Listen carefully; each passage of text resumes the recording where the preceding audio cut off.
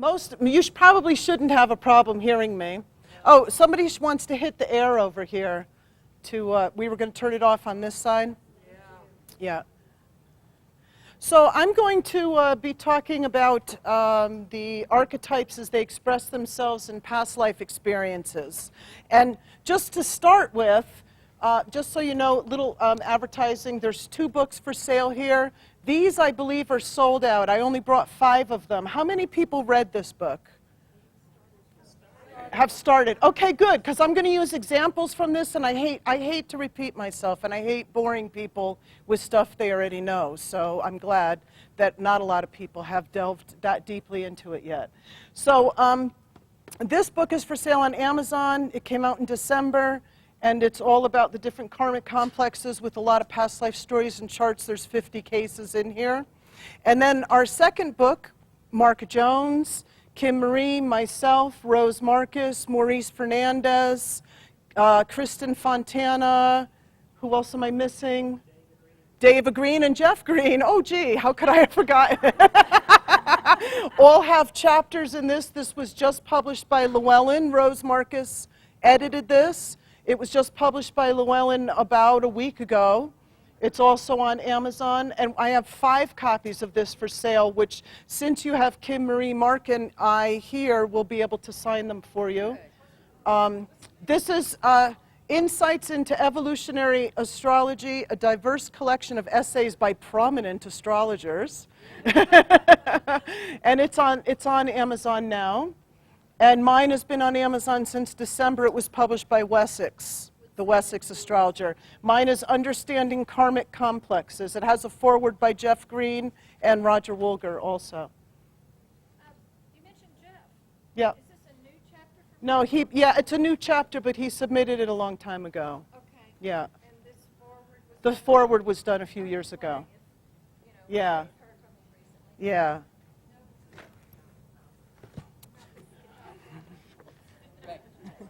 Okay. So to start with, I'm an evolutionary astrologer and a regression therapist. I teach in an international program with Roger Woolger, who's very well known as one of the pioneers of regression as a therapy from a Jungian perspective. So, I have all these cases and cases and cases.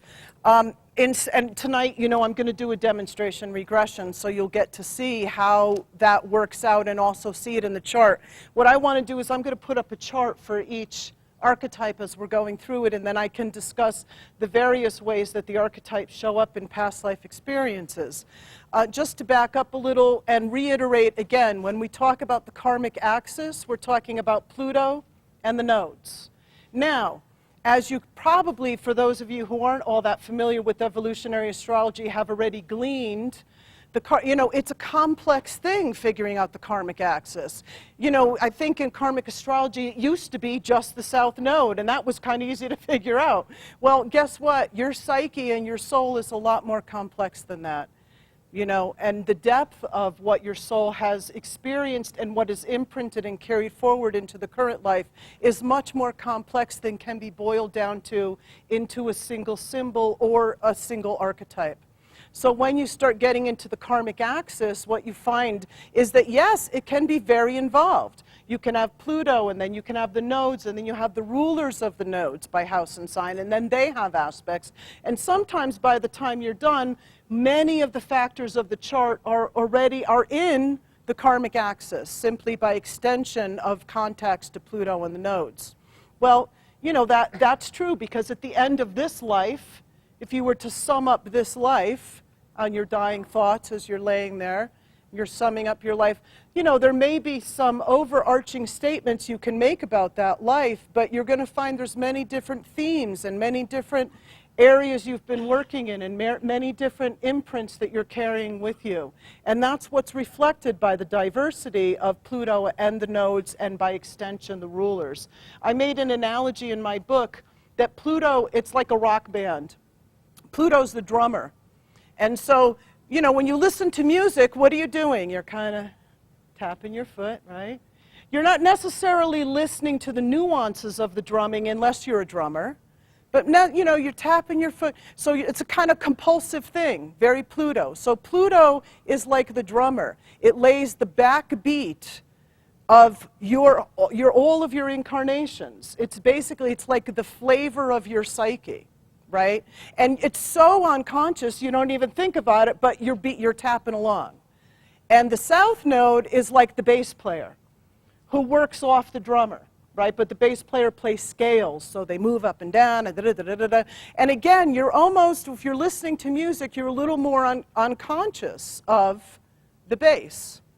And that's kind of the way the Pluto and the south node is in our psyche. It's this unconscious, compulsive rhythm that we're always beating to, that we find ourselves entrained to. And so the whole point of having a north node and having a polarity point to Pluto, which is the direction of evolution, is to break out of those compulsive patterns. Now, I do want to just back up a little bit and say karma is not about retribution. The eye for an eye and a tooth for a tooth kind of biblical perspective of karma is a Western notion. And it's a fallacy. If you study, any of you study Vedanta or you study the people who brought us karma, it's a lot more complex, right? Not the New Age Western notion of karma. So although it has retributive facets to it, you know, that is a function of karma, generally what I find, and specifically in my work, what I find is that it's often repetition of trauma. And this is a continuation from what Mark was talking about.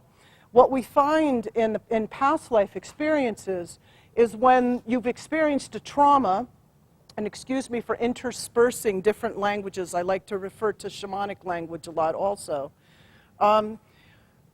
As Mark was talking about, Uranus is this archetype of shock and trauma. Well, trauma itself has a fragmenting effect upon the psyche, which shamans for ages have talked about, the concept of soul fragmentation.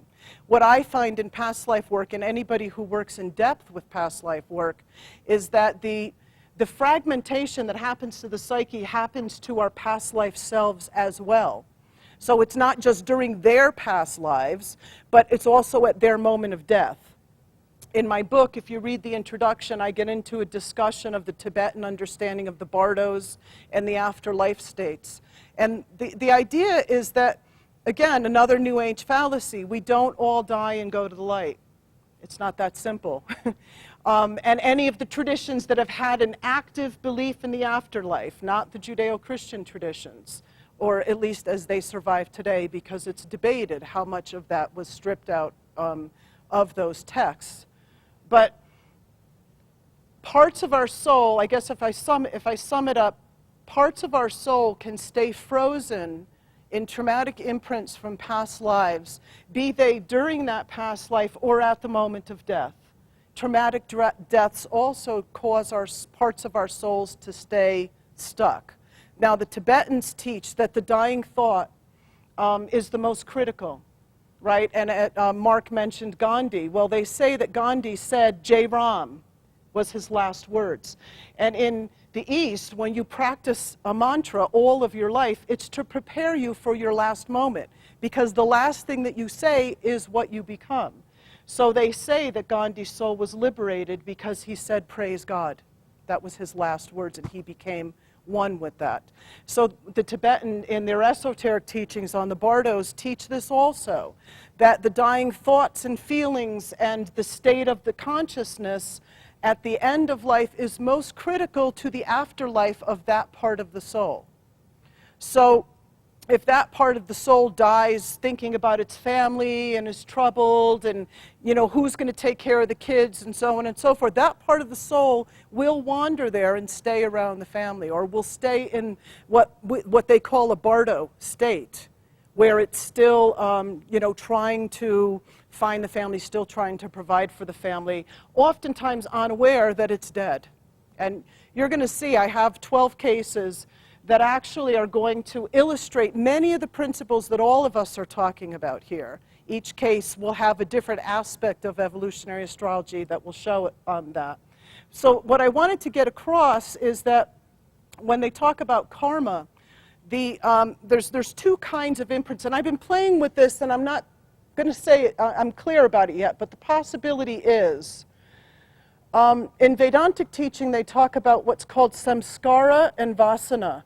And they're two different kinds of imprints. And actually, if you really study karma, there's 14 kinds of karma. So it's much more complex than we take in the West.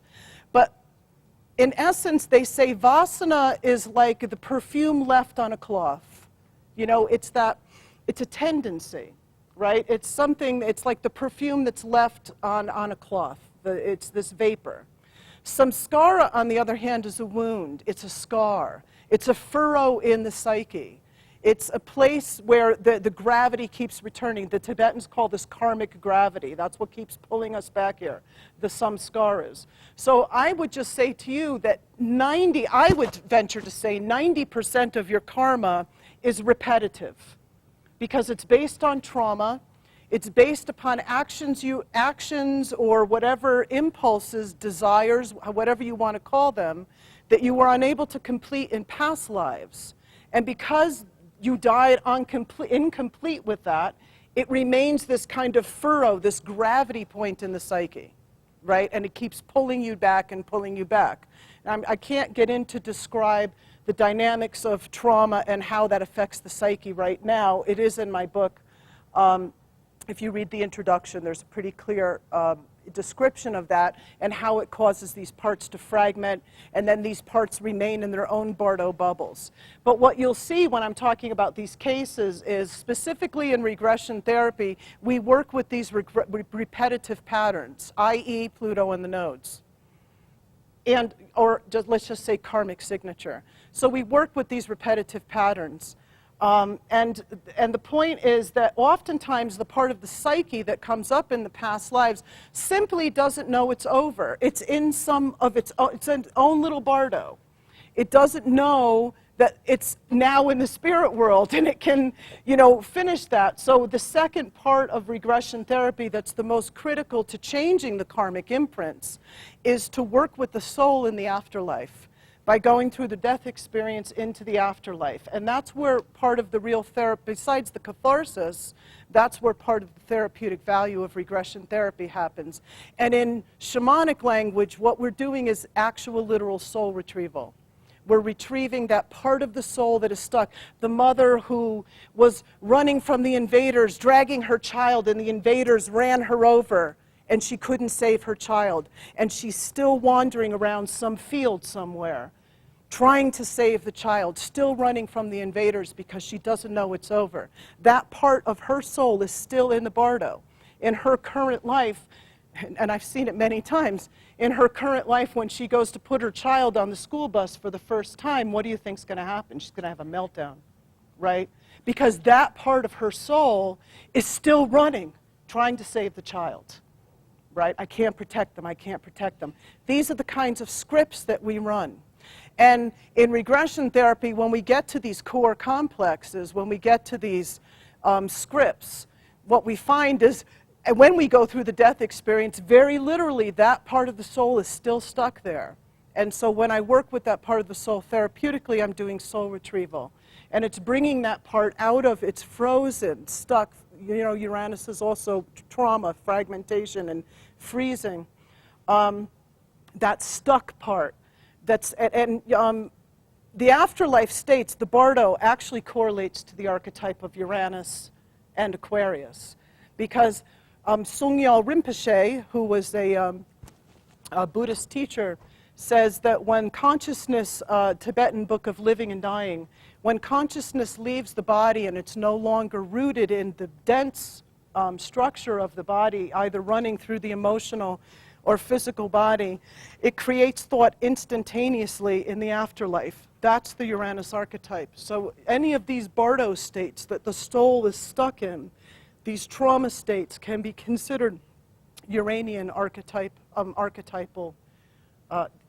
There's a book, a movie, What Dreams May Come. I use it at all my level 1 trainings when I teach regression. We watch it on one night. Robin Williams' What Dreams May Come is a bardo movie. It's absolutely, it's the state of death that he has and the state of death of his wife and the hellish part of that she goes into because of the loss of their children and the suicide and this hellish state, and that he has to kind of traverse these bardos, traverse these thought bubbles, because bardos are basically thought, you know, it's condensed thought, and get her and rescue her. It's a great movie. Okay. So moving right along. Leroy, can you do me a favor and give me half-hour marks so I don't spend too long on one archetype? To start with, I have to read some notes because I love to use people's exact words because it's so literal. This stuff, in my work, we have a saying that says you can't make this shit up. I mean, really, you can't. It's like this stuff is so literal. It's like you couldn't make it up if you wanted to. What I want to say is when people come to me for therapy, when I'm doing regression with somebody, you know, I go through an interview phase with them, and I'm asking questions, and they're pretty much they come in talking about their karmic complexes to begin with. They don't know it, but if you look at their chart while they're talking, you're like, there it is in black and white. It's so simple.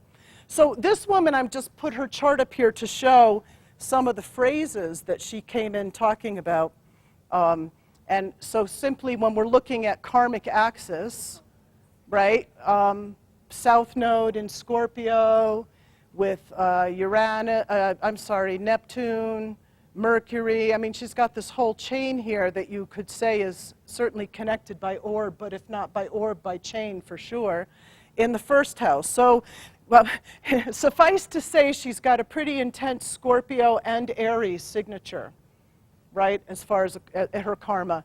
Then she's got a Pluto in Virgo in the 11th house, right? So she's got Virgo, add Virgo and Aquarius to the mix, if you want to just look at archetypes. Is there a chart in the book? No, this is not a book. This is not a book. I can tell you. If you want to have the information, it's November 17th, 1966, 6:02 a.m. in Akron, Ohio. So basically she came in, and these were her words. So just look at the chart and pick out what archetype is speaking. My whole life was an illusion, not what I thought it was. And as I've grown, I can now see people and their motives, and now it scares me. Neptune conjunct the South Node. No one is who I thought they were. I've been tricked too many times. This is so Neptune. It's almost surreal. I don't know whose life I'm living. Okay, that's literal. And now, as a regression therapist, what we do when we're listening is oftentimes our language is telling our past life stories already. It really is that simple, folks. Okay? When you start saying, I always, I never, you're already telling your stories. Or when you start to use simile language, it's as if. It's as if my hands are tied. It's like he stabbed me in the back. Okay, those are very frequently very literal stories. And I just want to point out there was a woman who came up to me on the break to tell me about some past lives stuff that was coming up for her. And she used two very key phrases that in my work, had she come in within 5 minutes, I would have been get on the mat. She already had the story. She said, she said something about working with groups, right? Correct me if I'm wrong, if you don't mind me pointing you out. And she said, I'd been in a group of metaphysical people, and they said they had seen me crucified. It's happened several times. Then later in her conversation, she said, you know, it tears me apart. She said, I feel like all my life I've been trying to hold it together. In my work, we simply say, get on the mat. I mean, you're in the story. The language is already there. She's either being crucified or she's being drawn and quartered, and it's in front of a group of people, which is what triggers her complex, right? So it was the whole Aquarian Uranus stuff that was, right? Yes. Okay, so everybody, let's turn around. Let's get her. Okay, it's that simple, really. You know, so clients come into you and if you start to get into simile language, you're getting out of ego consciousness into the subconscious. It's that simple. So somebody's talking to you and they're saying, you know, I hate my marriage, blah, blah. Well, we can stay in the existential ego stuff and talk about stuff forever, right? I mean, that's what cognitive behavioral therapy does, right? And that, you know, if you want to keep taking money from people and seeing them for 5 years, fine. But if you want to really get to the complex, what's going on? My husband, what do you feel like? And this is Moreno, who invented psychodrama, which we're going to do an offshoot of with astrodrama, would not let anybody talk about their problems for more than 5 minutes before he would say, show me. Show me your problem. Because you need to get out of the compensated existential ego self into the soul, the imagination, the imagery. That's where the soul speaks. So, you know, Moreno would say, show me. So same with the client. I hate my marriage, and we can get into all the reasons why. What is it? My husband treats me like a slave. Thank you. Get on the mat. Okay? There's the complex.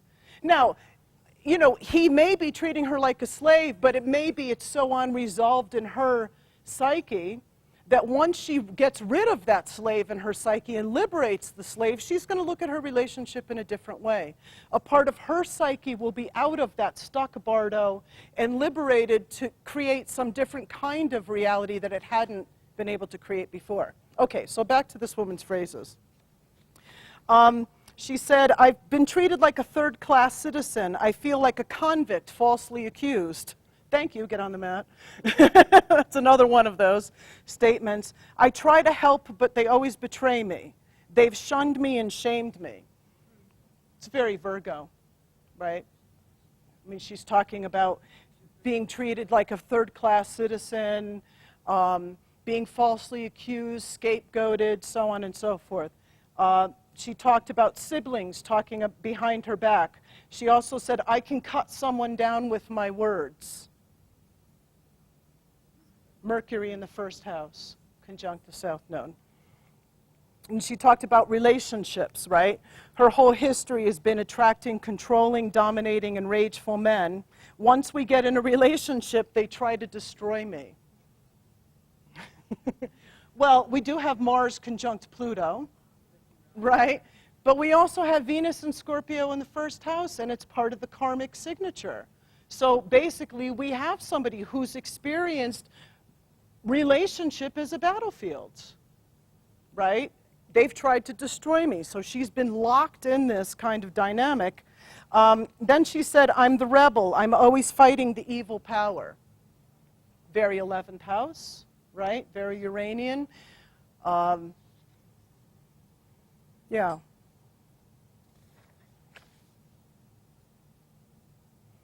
I've been demonized. There's a part of me that says, excuse the French, bring it on, mother, Pip. Because it's always like a battle for me. I am a warrior. First house, Mars conjunct Pluto, right? And then she said, and this is again another one of those literal similes, there's always a hand grenade being thrown in my life. There's always someone who hates me, wants to kill me. I can never get out of the trenches. And I'm tired of fighting now with no purpose. So, of course, by the time she's come to me, she's done some work on herself, and she's tired of the patterns. But she's still drawn to the patterns. She's still trapped and stuck in those patterns, right? And that's, you know, that's where we get frustrated, when you start to have a modicum of awareness and recognizing, and you're looking and going, why am I always, you know, attracted to this? Why do I never have enough money? Why do I always have to do it alone? These kinds of statements that we make actually indicate, you know, these are your karmic stories. That's where that, because literally, I mean, I feel, and I can't make a, you know, general statement, although I am a Sag and we like to do that. We like to generalize. You know, to cognitively work through these things can take a lifetime, as opposed to therapeutically engaging the subconscious.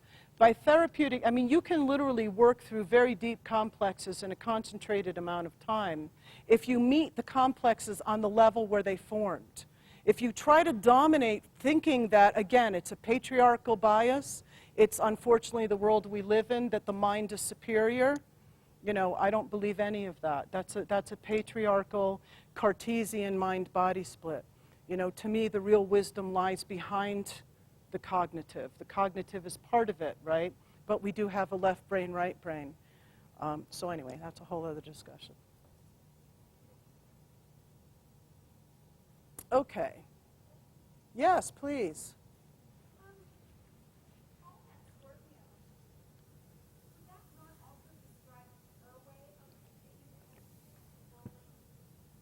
Absolutely. Well, yeah, she's saying all the Scorpio in that chart that we showed could also describe her way of being. Now, when something, and this is a longer discussion, which I won't get into, but basically you're talking shadow, right? And since she was on the first seventh house axis, there was projection involved. The other is the seventh house. That's the other doing that to me. When we have something so deeply rejected within our consciousness, you're going to find it popping up in spades around you. Eventually, at some point, yes, there have been a lot of past lives for her where there has been persecution, where she has been destroyed, where she has been, and there's also those other lives where her own rage, first house, and her own manipulation caused harm to others. Right? So, oftentimes we need to own both sides of that, and that usually happens, at least in my work, that usually happens as part of the whole, nobody's ever one side of the thing. But honestly, it takes a while sometimes to get to anything that's in your subconscious is shadow.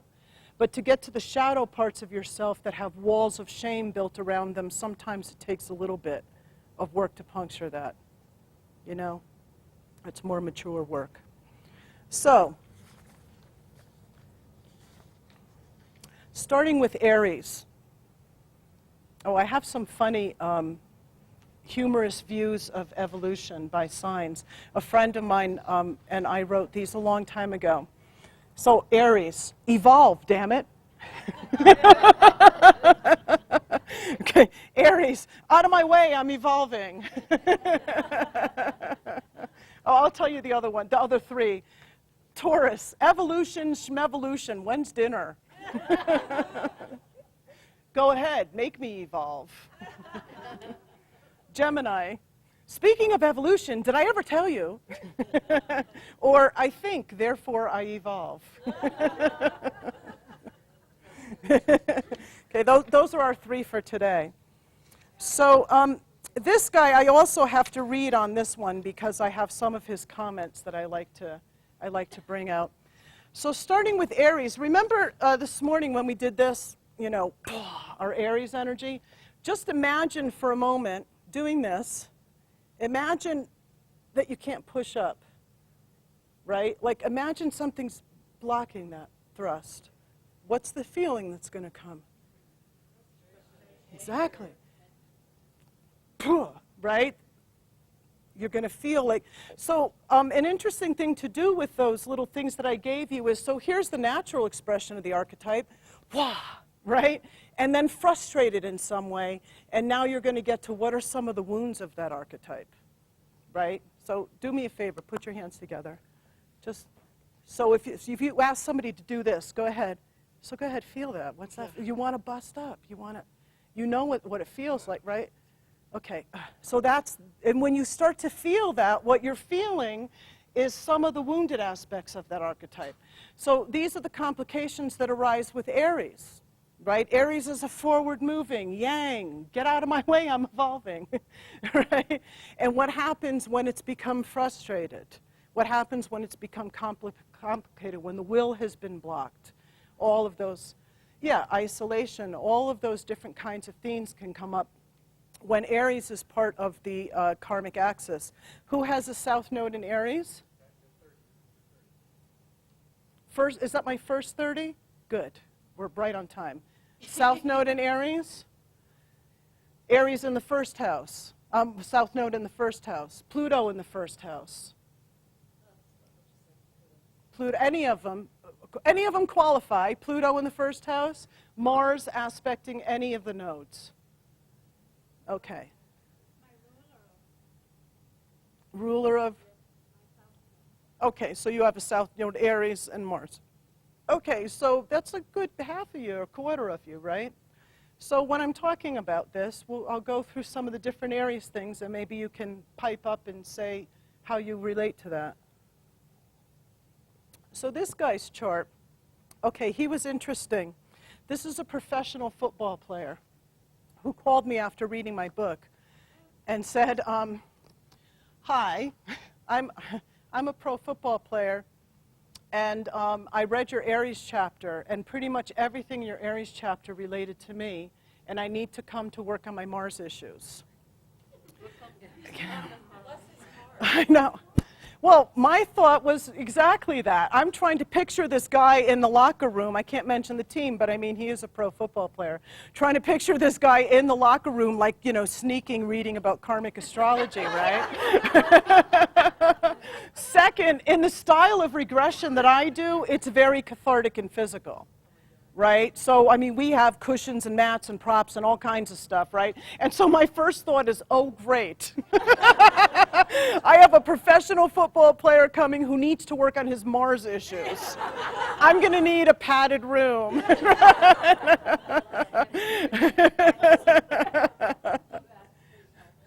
Yeah, I know. Actually, I have one guy who was in my training who was a huge cop in Canada, and they used this riot gear. And he said to me, I'm going to get you a set of this for work, you know? So it's like, so anyway, he did come. He's a lovely guy, and he's actually a very interesting case study in something that Mark was also talking about, the evolutionary states, because he is definitely individuated moving into spiritual.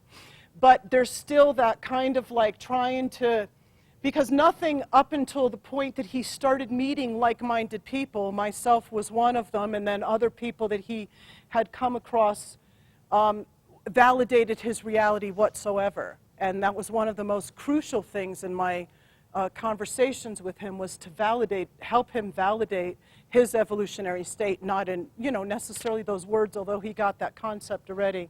He had already read Jeff's book, so he was quite knowledgeable. Very interesting guy.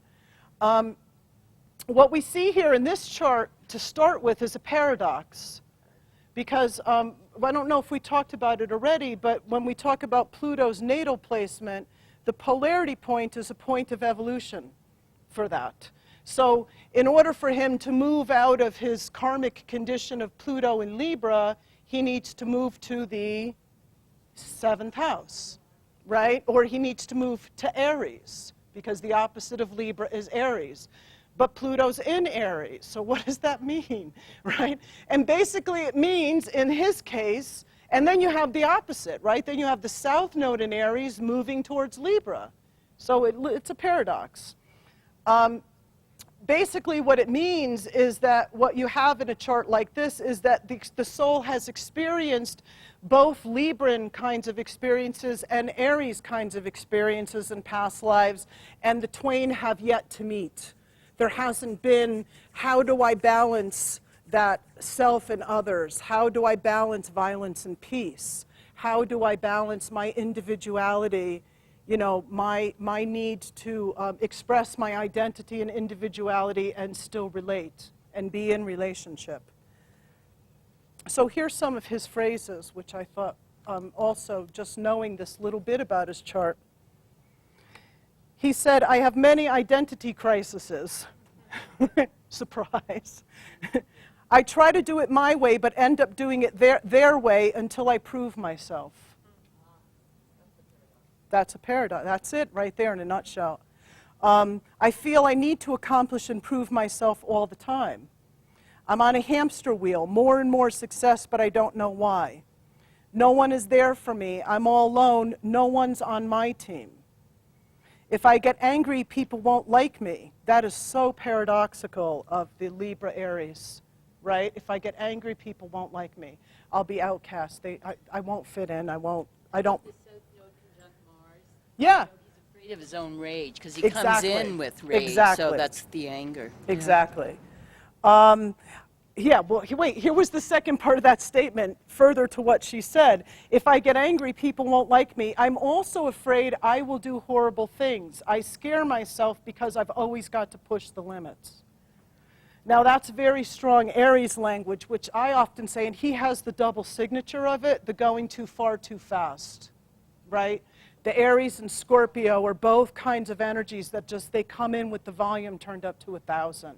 And part of their lesson is the polarity to Aries is Libra. It's like, you know, let it be a little more balanced, let it be a little more peaceful. And the polarity point to Scorpio is Taurus, let it be gentle, right? So they get this kind of double signature of, you know, needing to slow down, needing to calm down, needing to let it ground, turn the volume down.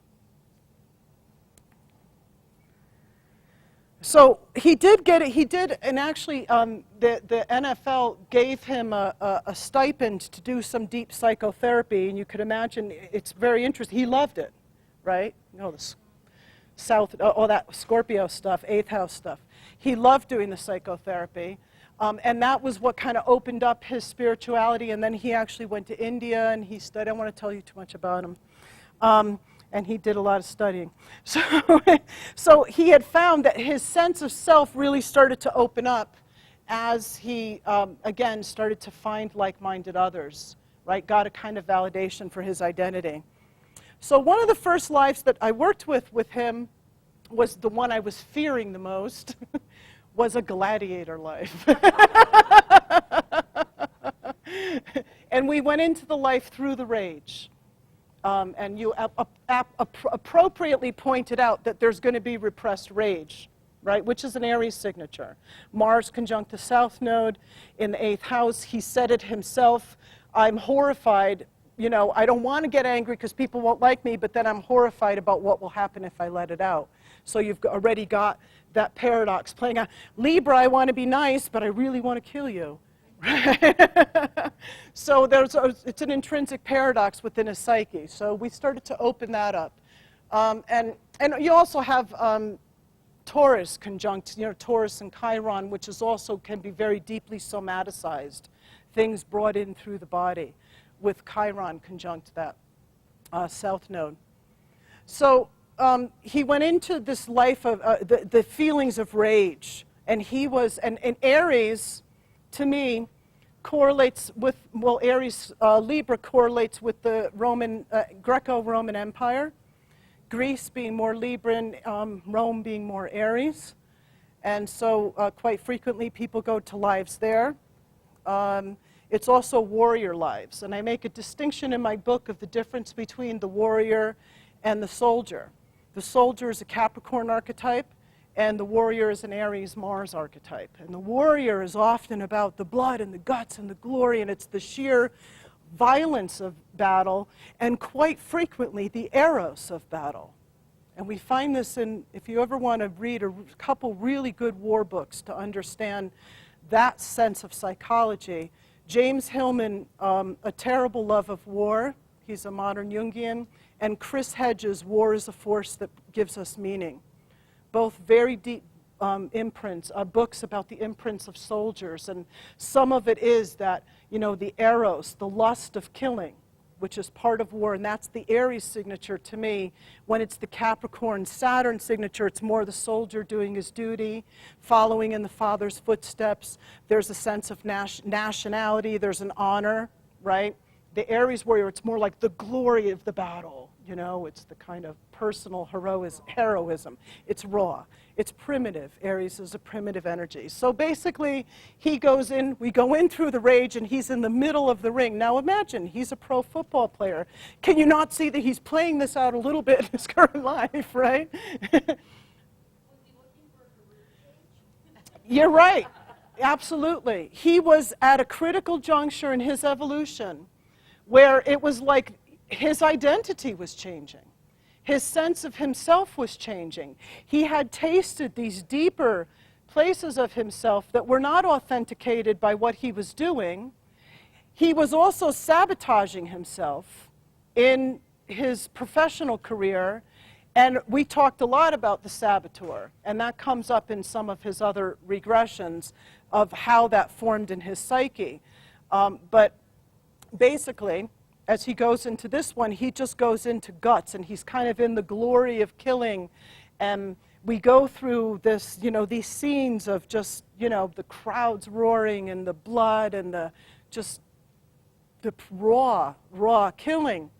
And when he gets back to his little cell at night, and I'm working with him as the gladiator, we find out that part of what is fueling him is this rage of having been captured and taken away from his wife.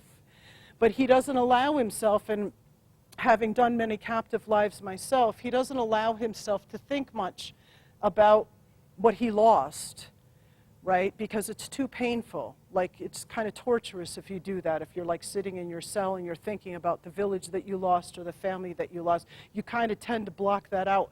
Well, that's what he had done, and you kind of see that with the Libra signatures. There's a memory, there's a relationship, there's something there that he's been torn from violently, Aries, right? He's been ripped from that. And so now he's a gladiator, and he basically has to do all this stuff to survive, right? Second, eighth house. And, it wasn't a very complex life. We just went through it. We went through the rage. We went through, and when he died, he kind of died feeling like there's a kind of hopelessness about what he, kind of gave up and just wanted to be killed. And when we went into the afterlife, the thing that surprised him the most in the afterlife was when the wife came, and the spirit of the wife came, and how much he could remember the peace and the love. It was so healing for that part of his soul that had tried to forget about what that was like. And that was a kind of coming into the empowered side of that Libra. The other story that we did, it's a bit of a formation of a rage complex, although it's a little more complex than his. I have a better case that shows a real formation of a rage complex. But with him, it's a little more complex than that. He was a young native or tribal boy whose father wanted to make him into a man. And he just didn't have that propensity. Whatever it was he wanted to do, it wasn't be a warrior. So, and actually this signature, Pluto in Libra in the first house, whenever you see Pluto, whenever you see Libra, Mars, those kinds of paradoxes, I call that the reluctant warrior signature. Because they can do it, but they don't want to. There's some part of their psyche, there's something in their psychology that's just, either it's been wounded by that, it's been trying to do that and not doing that. And in his case, right, it's like he wants to please his father in this past life. He's the young boy. There's all the Libran stuff. He wants to please. He wants to prove himself, right? Because it's a coming-of-age story. It's also about initiation, which is part of the Aries archetype. So he wants to, complete his passage into manhood quite frequently. That's a lot of Aries stories. But he simply really doesn't want to do it. And this story was the one that was very close to where he was in his current life. It carried a lot of the imprint of where he was in his current life on this cusp of making these decisions about his future. So his father's kind of trying to make a man out of him, and there's this one scene in the past life that he's in, and his father's pushing him and taunting him, and there's a weapon, and it gets out of control, and he stabs his father. Mars conjunct the South Node in the 8th house. Murder. Violence.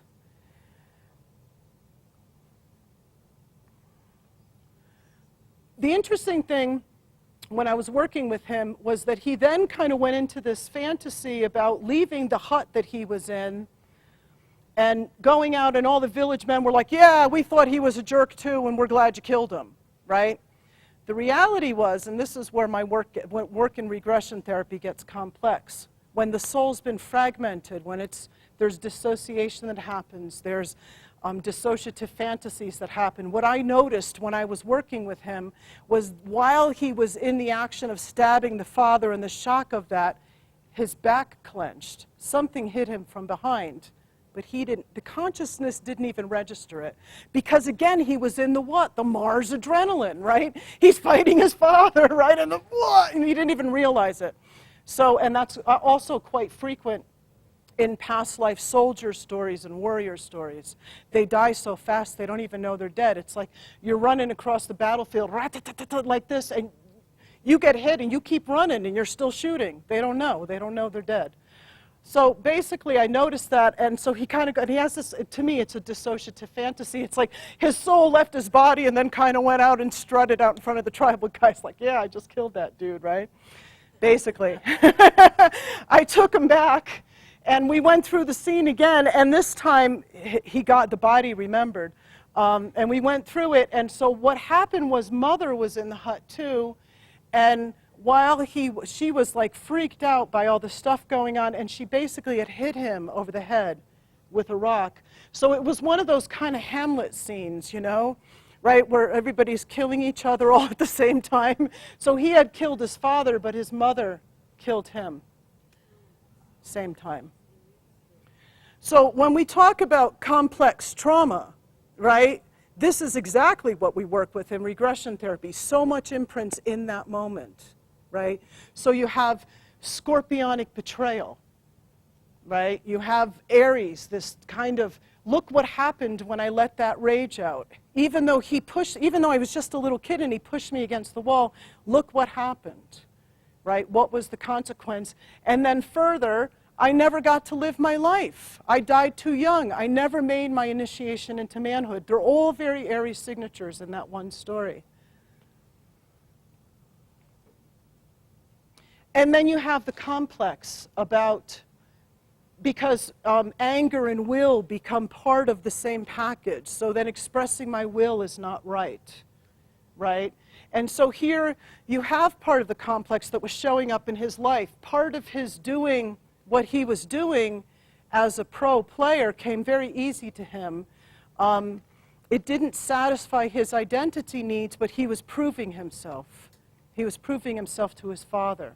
In his current life, his father had abandoned the family, and his mother was kind of a de facto father, and she was, from what he told me, she ruled with an iron hand. Looks like Mars and the South Node about. I'm sorry, I don't hear the question. The Square of Saturn, Yes? those two squares, what are they about in this story? The Square of Saturn, yeah.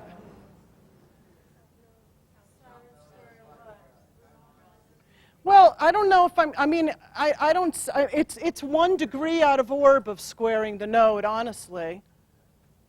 You know, you would say a 10-degree orb, which would make that it's kind of out of orb of the node. You could say it's there by entrainment, maybe.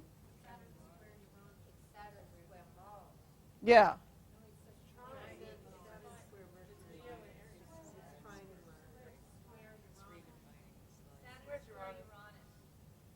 Yeah.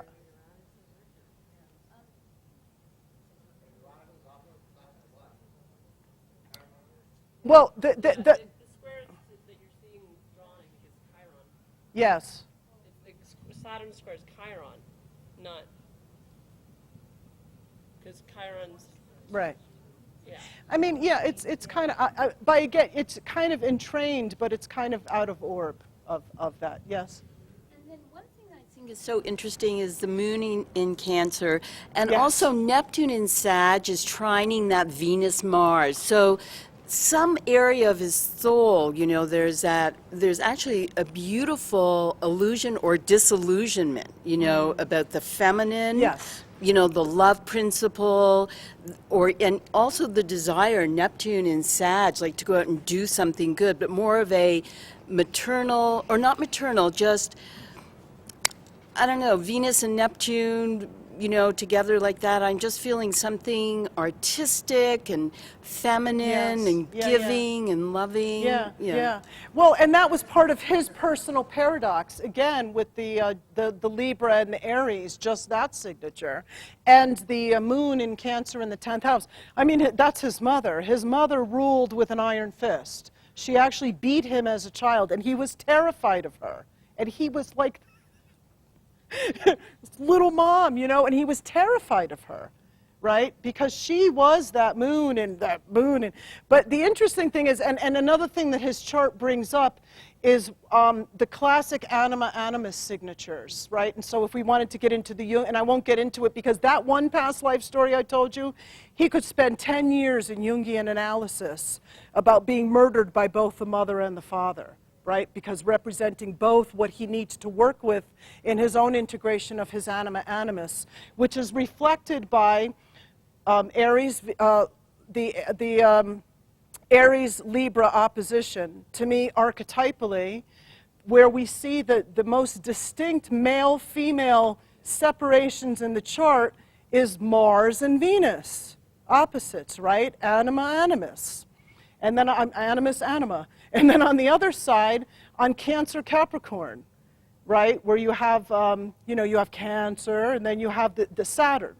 Right? Now, the interesting thing is, to me, they represent even closer this division of, or the bringing together of anima, animus. I won't get into it. I gave a whole lecture at Norwalk about that. But so this is also part of what he needs to do in this lifetime, and that's what she was talking about. She could get his masculinity and the very soft core feminine part that's also seeking equal integration and seeking equal expression. So you could definitely see that in his chart also. So, other Aries signatures: initiation, proving oneself, the warrior. Quite frequently in the warrior, to end warrior karma, there often comes a disillusionment. There also comes a point of where, after many lives of enjoying killing and slaughter and battle, that it kind of gets to be, oh, ho-hum, I just don't want to rape and pillage anymore. Can't I do something else? And so disillusionment is also part of the beginning of the healing of warrior karma and or soldier karma.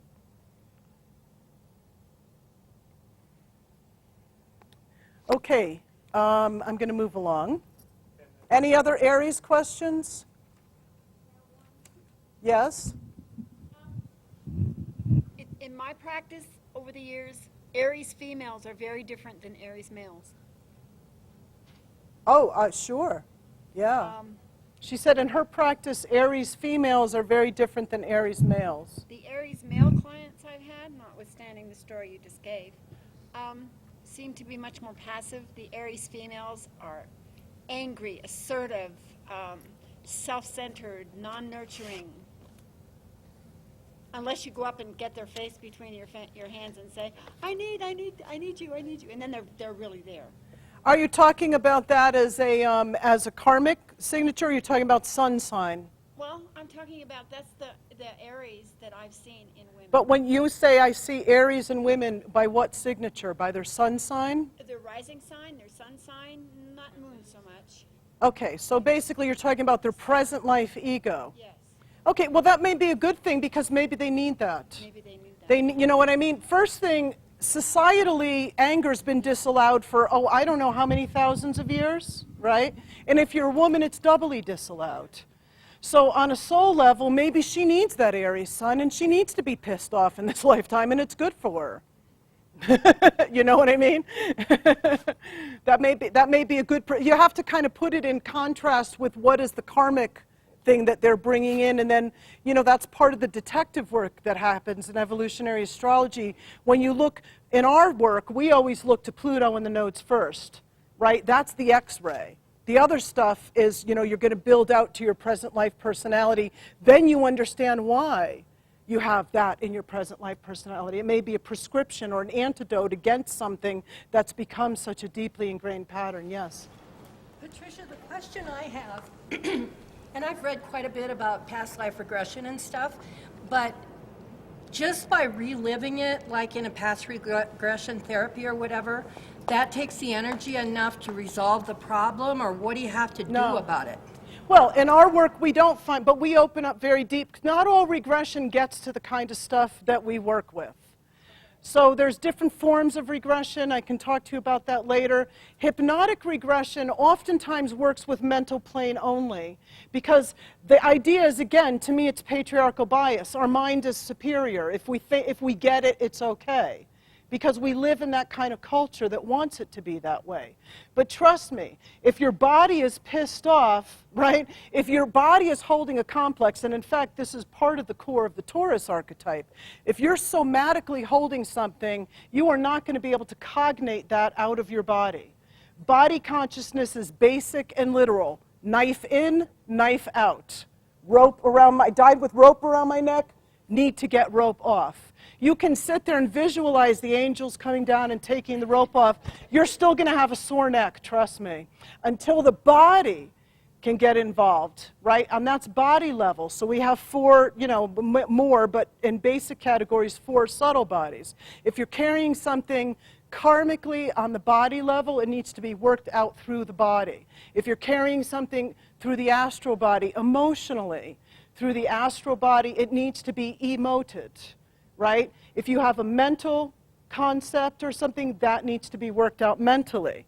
If it's spiritual wounding or subtle wounding, you need to work it out on those levels. In my work, we have all 4 balls in the air at the same time. We work with all 4 of the subtle bodies at the same time. It's a very integrated approach. So I'm wondering if a signature for a bodily type of wound would be, of course, the 2nd house or Taurus, maybe Mars and Aquarius, all that coming together in some way. Those signatures, 2nd house, Taurus, Mars, Aquarius. Well, I would say on the archetypal level, I equate Taurus to the etheric body, which is the energetic template for the physical body. Right? And we don't have time to get into the natural expression of the archetypes. I wrote about it in my book. But when somebody like this comes in, I know that we have to do somatic work.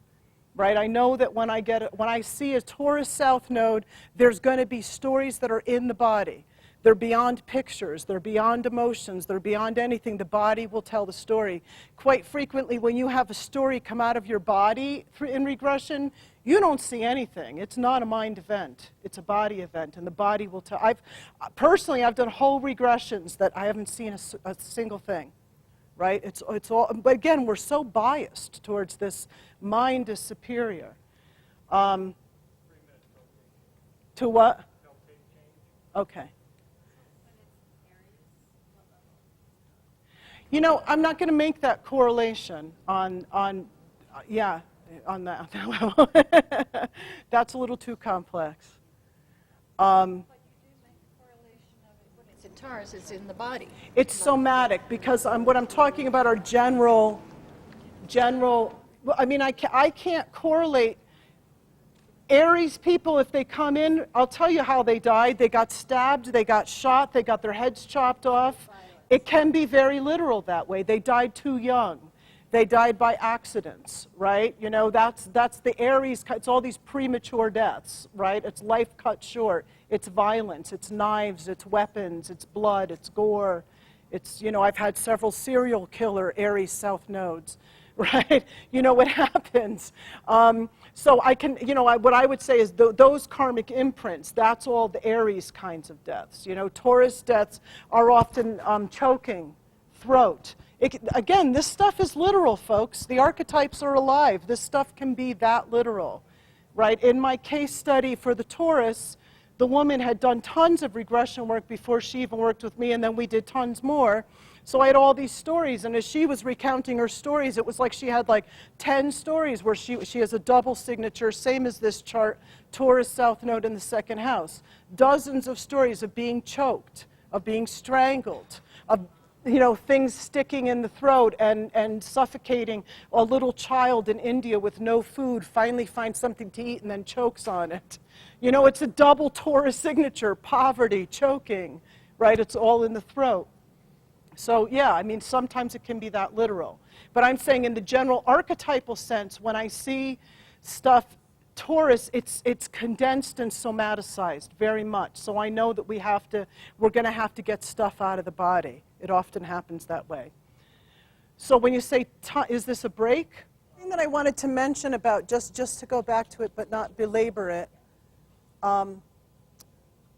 my guy that, the guy that I was showing you before, part of his work in the afterlife of that as that native boy that I was telling you, his father, was for him to realize, and this was what his realization was, that other thing that he wanted to do was to study with the shaman.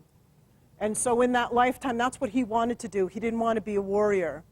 And so in the afterlife, quite frequently, the soul needs to complete what it was unable to complete so that it can start to drop the compulsion around it. So what, we had him kind of meet the spirit of that shaman in the afterlife, and he took him as a student in the afterlife. It was really quite sweet. And so what he was able to resolve through that was, a kind of really sweet Libran message, because Libra also rules the heart too. Venus, right, rules the heart chakra. That following his own heart, and that it wasn't about needing to prove himself, specifically prove himself to the Father. So it was about kind of following his own heart's desire, right? So that was a kind of moving to the empowered level of, yes? He could have potentially become a football player to, as a way to karmically impress the father. Absolutely, the missing father. Yeah, and it was like he wanted to be famous to show, to show the father, hey, look, I made a name for myself. Yeah, Yeah, it's all that unfinished stuff, and that was part of what was driving, but it was against what his real desire was for himself. So it was those unconscious complexes, the unresolved thing about proving to the father, so on and so forth, that was driving it. Yes. Right before you broke, you were talking about the fact that if you had the complex was having to do with the body, you needed to heal in the body and mental plane and spiritual plane. Yes. Based upon where the wounding pattern was. It seems to me like no matter whether it was a stab wound, there still would be emotional issues around that. Absolutely. And all of it. So it's like, aren't they all together? Yeah, all of the subtle bodies are intertwined, and you can't really isolate one without working with the others. If you open up a body wound, there's often emotion and thoughts in there. In fact, we have a whole diagram that I use, and I'm really condensing stuff. It takes 2 years to teach this work specifically. But there's a diagram where the thought is connected to the emotion, to the body part, like, it's all my responsibility, right? The emotion is like, grief and feeling burdened, it's on the shoulders, right? It's that kind of thing. So the subtle bodies are all interconnected. But you can enter at any point, right? Well, it's an entry point. No, it's not. It's that you have to resolve it on all 3 levels. That's the point. In our society, we bias towards the mental, and we think that if we just get, it's not my responsibility, and that's enough for me. It may not be. The shoulders may still need to cast something off, You still may need to have some emotional catharsis around it. It's not just the bias that the mind is superior and all the other bodies follow along. Unfortunately, we live our lives that way a lot, just in our heads. You know what I mean? Just kind of like walking around, little heads like this, heads on legs. But that doesn't necessarily mean that it's true. Just because we do it a lot doesn't necessarily mean it's true. Okay. So, this is my Taurus guy. And he came to me, and so Taurus issues, let me just back up a little. Like I said, Taurus can also deeply somaticize stuff. It's about survival. Quite frequently, Taurus south nodes in the 2nd house, Pluto in the 2nd house. Okay, so you should all be able to relate to some of this. Quite frequently, lives of poverty, past lives of poverty. There's something wounded with the relationship to resources, money, possessions, those kinds of things. I call one of the predominant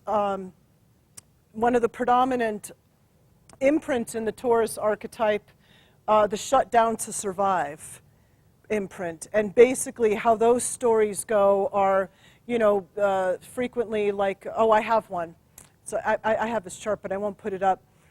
This is a guy, he's in my book too. He was an Eskimo, And he watched his, I'm really condensing the story, he watched his brother get killed by a polar bear. And he wanted to scream out and help, but he couldn't because he had it to survive. He would draw attention to himself, so it was conflict, right? My instinct, and it was, he had an Aries signature as well, is to, but I have to shut down, that kind of thing. And so the trauma of watching his brother get killed kind of imprinted with him. When he did that regression, it was actually a demonstration regression in a professional training. Not one tear came out, but everybody else was crying. That's what happens, right? Transference. Everybody else was crying. But it was that Taurus shutdown. It's that, like he shut that down so deeply in the past life it couldn't even come out, right? Second story that he did, he was a Bedouin, and he was out in the desert, and these invaders come, and he runs to hide in the fray, and it's all this chaos, and he runs and he hides behind this camel, and everybody gets slaughtered. So again, it's kind of similar to the Eskimo. He's hiding, you know, but this time, and I can't really do anything, so I'm hiding behind and when he comes out, it's like everybody is slaughtered, and he had a wife and children, and he finds that they're slaughtered, and he just goes into shock. And he kind of wanders out into the desert in this kind of like shock of what happened. And, but this time he had a mental, talk about how the mental body intersperses.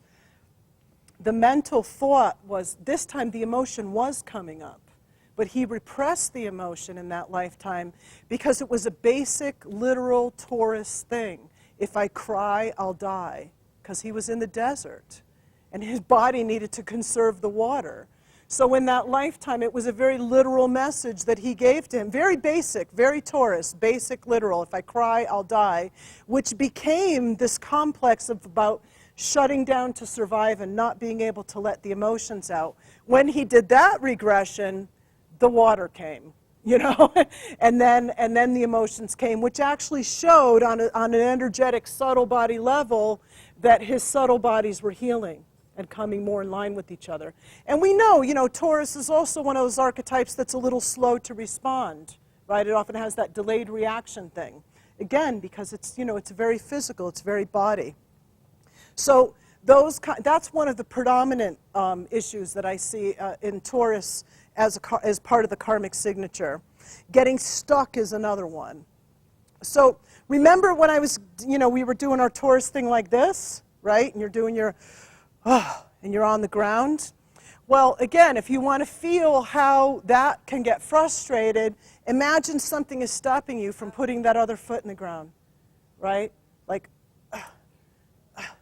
trying to feel your ground. You can't get it, like something's holding your leg, or you can't put it, okay? That's part of that would lead you to some of the feeling of the woundedness of that archetype. And one of the classic stories of the Taurus South Node is actually the loss of land. And it's, again, very literal. Like I said, you can't make this stuff up. It's very literal. And so it can be about your loss of land, your loss of, and Taurus lives are often very, very simple lives. Lives lived close to the land, pastoral lives, farmer lives, you know, just simple, doing your little peasant thing, right? And then something goes wrong. I mean, I had another Taurus South Node potato famine story, right? You're just surviving. You're just doing your thing, and then something goes wrong. Yes? I thought you said loss of limb, and I was thinking, would that be loss of like your leg? You couldn't put it down? Yeah, well, that could be.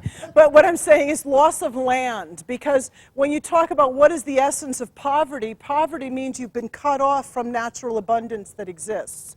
And quite frequently, if you have a poverty consciousness in your current life, it's somewhere in your stream you're going to find, going way back to your pastoral lives, that there was some loss of land.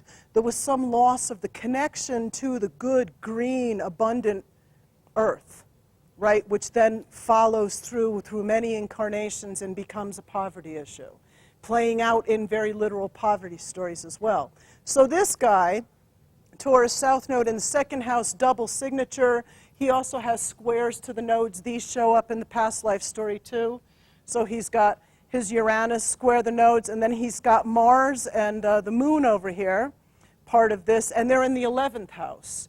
So we have a kind of double signature of Aquarius, Uranus as part of the karmic signature, and second, eighth house for sure.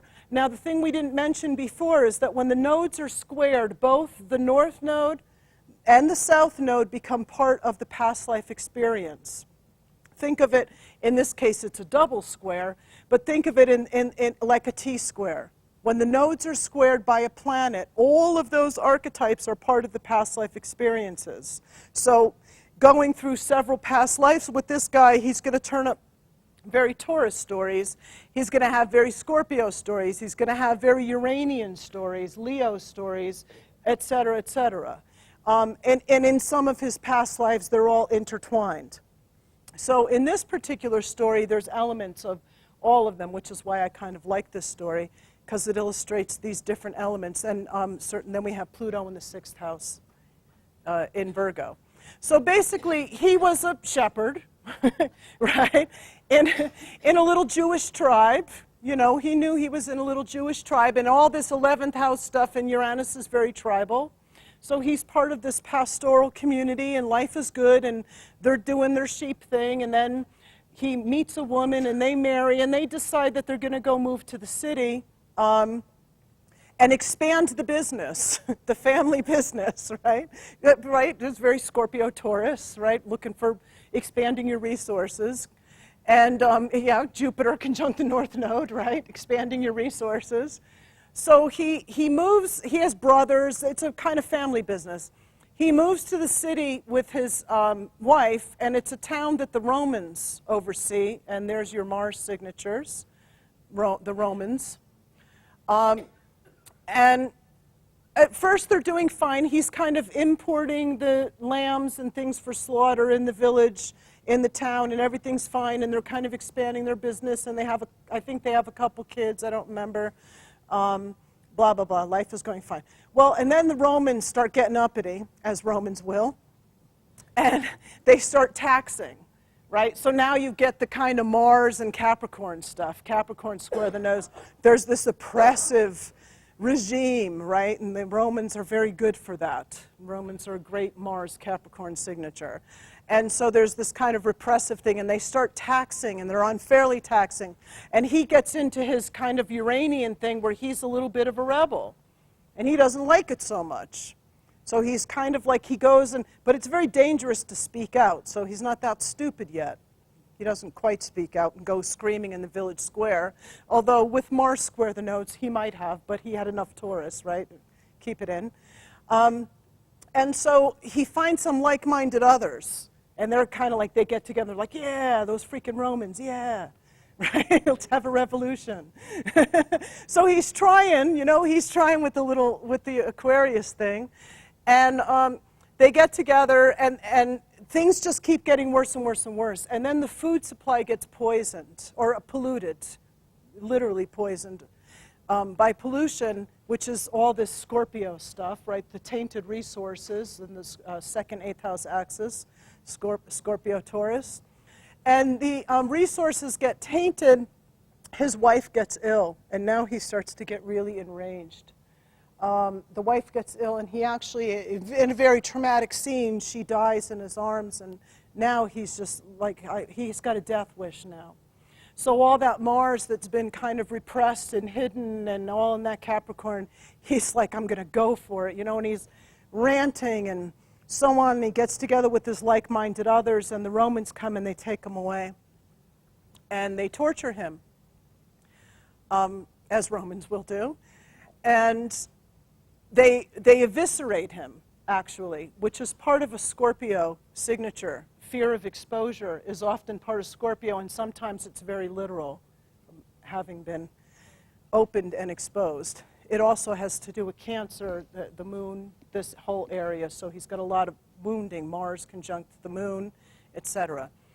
So he gets eviscerated. But while the Romans are torturing him, there was a real battle of the wills going on. And when people go through torture stories, and I've been through a couple of them myself, so I know, people often go into torture either you won't get to me, which is a very Mars-Taurus signature, or you won't get to me, or they just collapse and give up and just dissociate and fragment. That's like another, you know, he's got actually all of those signatures, but he kind of went into it like, you won't get to me, right? And he's holding it all, and it's all building up in here.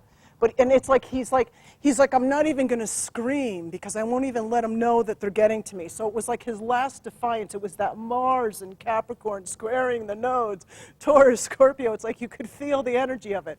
I won't let them get to me. So he dies with all of that locked in, not just the body, the emotional body, the mental body, all of that kind of locked in.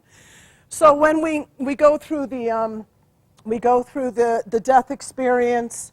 And, you know, in the Bardo, the afterlife Bardos, that part of him actually stayed around as a vengeful spirit. So we followed the part of him in the afterlife, and he died enraged. I mean, it's like the kind of enraged where literally like your head is going to bust, you know?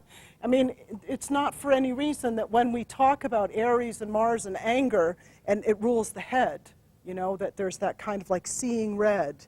All the blood rushes to the head. So he died like that. And when we followed his spirit in the afterlife, he was taunting the Romans. So his spirit was like, I'm going to fucking get you, right? And you can imagine he's hanging out as a spirit like, you know, like trying to get to him, right? But he's like a spirit. I mean, imagine how further frustrating that is. Yeah, right. I mean, talk about complicating Mars and Capricorn, right? So basically, that was literally where that part of his soul still was. He was this enraged, vindictive, angry spirit hanging around in some Roman village somewhere from a couple thousand years ago. So basically, I get this part of him to realize it's dead, it's over, da-da-da. We get him to move on. I finally get him into the other Bardos. He would reunite with the wife. The most important piece for him in healing this past life, well, there were several of them, but in the Taurus signature side of it was reclaiming their land. And it was a huge thing because when his whole tribe came together and the spirits of the tribe showed up in the afterlife, they were all grieving. And they were like, and when he said to them, you know, what are you grieving for? And they said, we lost our land. It was huge. It was a big Taurus thing. The tribe needed their land. So we got the land back, and we faced down the Romans in the afterlife and all that and took the land back and so on. And I think I even asked a spirit of the land, say like a Davic form, to come and help him and the tribe, you know, heal the loss of the schism of their abundance and, you know, what you lose in your psyche when you lose your land. And they had a nice dialogue and so on and so forth. And so all of that was fine. The interesting thing was that he's in my book, this case, and I called him a couple months after that regression to ask him for permission to use this story. And I called him, and he answered his cell phone. And before I said anything, he said, guess what I'm doing? And I'm like, what? He said, I'm in the car with my girlfriend, and we're on our way to buy a piece of land. Right? So the thing was, you know, he had needed to avail himself of his resources. Shared resources, North Node, right, to be able to be open to, because the reason why he came in to do the regression was he said, I'm constantly in poverty. I have no resources. That was why we went into the regression. So the healing of that certainly opened up that possibility to him. And that's what I'm talking about when I say that these parts of us can be stuck in these like that part of him was so enraged and so stuck and lost in the afterlife that until we were able to release that part and reconnect it with the possibility that's available, he was unable to accomplish that in his current life. But by healing that part in the past, it opened up the potential of his North Node. And I see that all the time in regression work. I mean, the other work that I did with him was actually his throat was locking up as we worked through all of this, but again, the body imprint, all the stuff he held in his throat was there, and he had to have a huge catharsis with just letting the screams out and opening up his throat. And he had said after that piece of work, he said, oh, my throat, it just feels like open, like it's softer and open like it hadn't been before. You know, because he had held, like, oh, you won't get to me. Well, I have Taurus in the South Node in Taurus, and I went through a period, a couple of years of just screaming, mostly at my kids, but just screaming. Now, was that in the words, fourth but house? Just screaming. Yeah. Yeah, throat. Yeah. Yeah. So other Taurus types of imprints can be just a general feeling of being stuck. There can be stories about fertility, right? Inability to be fertile can be some of those past lives. Yes? Oh, I South Node in Taurus as well, and I think part of how that's, and I've actually just realized that I've always used that analogy. I've always said singing is my soul's salvation and my soul's salvation. Yeah. And that, I mean, like, if I didn't have that in high school, I would not have survived Yeah. being a teenager if I didn't have the ability to See, just belt. it's survival. It's not just, right, it's very Taurus. If I don't sing, I won't survive. Wait, I kind of see a story, a little girl on the street singing for money.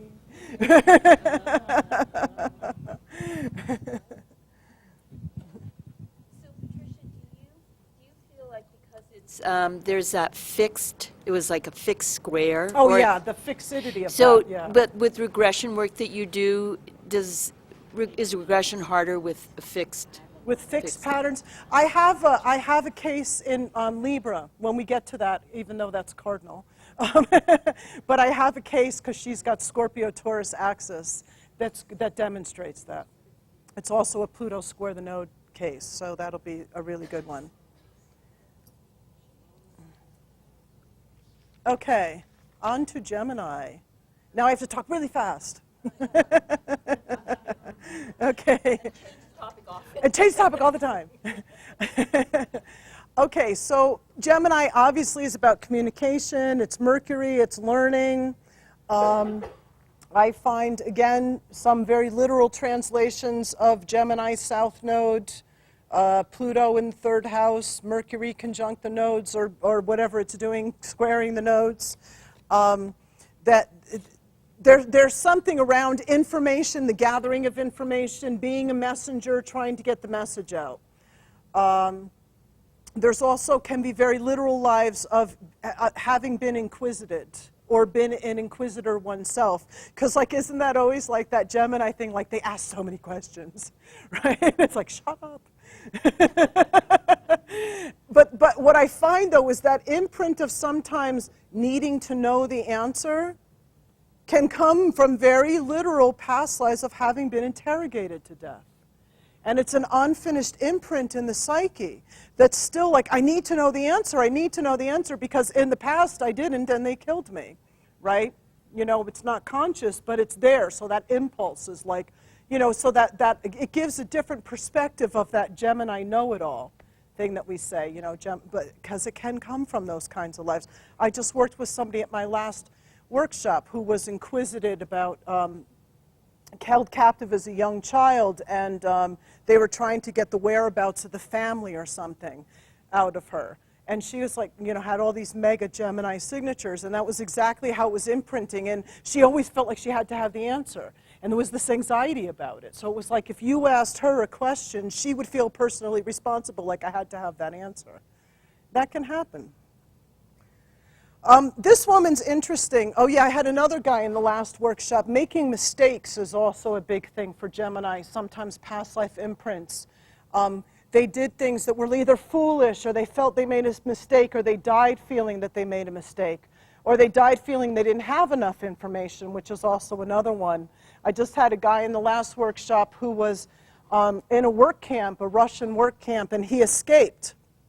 And it was, if I remember correctly, it was kind of similar to this chart. I think it was an Aries Gemini was involved in the karmic signature, and he escaped, but he didn't have a plan.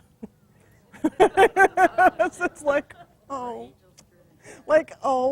I didn't have a plan, and and it was horrible. I mean, he was like, it was really horrible because he, you know, Russian work camp. It's like he had this, you know, opportunity to escape, and he kind of Mars Gemini spontaneously jumped on it and went for it, and then got out there, and then it was like, oh my God, they're all over, they're going to find me. They did find him and kill him, and he literally died, and his dying thought was, I didn't have a plan. I should have had a plan. Yes.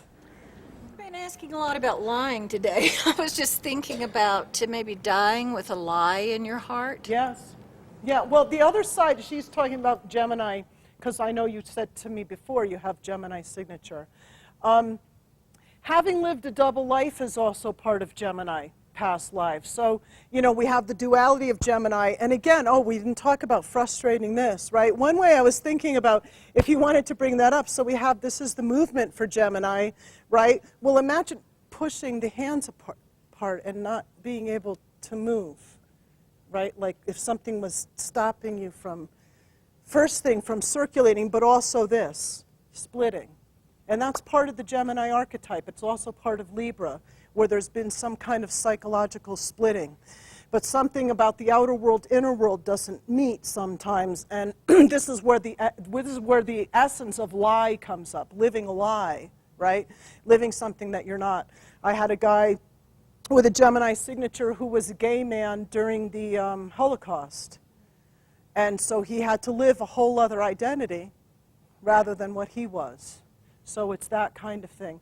Living a lie can then lead to some kind of compulsion in the future. First, it's not safe to be who I am, right? So I have to lie about it. Yeah, it can be, you know, dying with secrets or things like that, or not having gotten the message out. Yes? I'm sorry? Dying young. Well, because I do associate Gemini with the puer archetype. Right? To me, Gemini's a bit of the fool, as is Pisces, and it's also puer, the eternal youth. Mostly the premature deaths do show up in the Aries Mars signature. I can just say from mine, although, you know, you would think could possibly be Gemini too. Yeah. Okay. So this woman is the main case study in my Gemini chapter, just so you know it's in the book. You know, they always say if you want to understand an archetype, get somebody with it in the first house, because it's like right out there, right? So she's got like this double Mars conjunct a Gemini South Node in the first house. It's like, could you be more Gemini with Mercury in the first house, right? So it's like up front and center. And it's so funny, until she did my training and did all this regression work, she said, I never saw any of that Gemini in me. She always identified herself as a Taurus. And I'm telling you, she was like the most Gemini person I've ever met. You know, from like the first day that I met her, I'm like, whoa, Gemini. And she always thought of herself as this kind of Taurus, you know, kind of in the 12th house. But anyway, so one of her lives, she's got a lot of different signatures, which I won't get into because I'm not going to get into tying the whole karmic signature together. I'm just isolating archetypes. And that was also a difficulty I had when I was writing the book and using so many charts and cases that I wasn't able to do an analysis of the total karmic signature because I was using them just to isolate certain archetypes. So we're just going to talk about her Gemini stuff. She's got a lot of warrior stuff, right, that has to do, and she said, using words as weapons, and I've had those kinds of lives and so on. In one life, she was a geisha type person, I don't know if it's specifically geisha, but she was brought to this place to live, and she had a lot of curiosity about the world. This is very Gemini, and a lot of my Gemini South Node clients have proven that curiosity sometimes does kill the cat or the client. I've had a lot of them get into trouble because of their curiosity. She was another one of them who was a young boy who was exploring some ruins that he wasn't supposed to be exploring, and the whole tribe had said, stay away from there and don't ever go near there. And I guess what he didn't know is that it belonged to some other warring tribe, and of course his curiosity drew him there, and bang, they came and killed him. She also has one of the funniest, because you know Gemini's associated with humor, right? She has one of the funniest Gemini stories. I mean, you can't make this stuff up. She's this prairie woman, and she's walking, and she's talking to herself. It's a very simple past life. She's kind of walking and preoccupied, and she's in her own little world, and she's talking to herself, and she's gabbing, and bang, a wagon comes and runs her over. Mars conjunct Gemini in the first house. Like, bang. Didn't even know it hit her. She's like, talking to myself. She died like, I wasn't even paying attention. It's very Gemini. So in this geisha life, or this Asian life, she was this woman who had a lot of curiosity about the world. When she was brought into the place, she, she already had some knowledge of the outside world, but ended up living in this very secluded area, and you can kind of see that by the Pluto in the 4th house, and then you've got the Taurus sun in the 12th house, square Pluto, so there's that sense of isolation in there.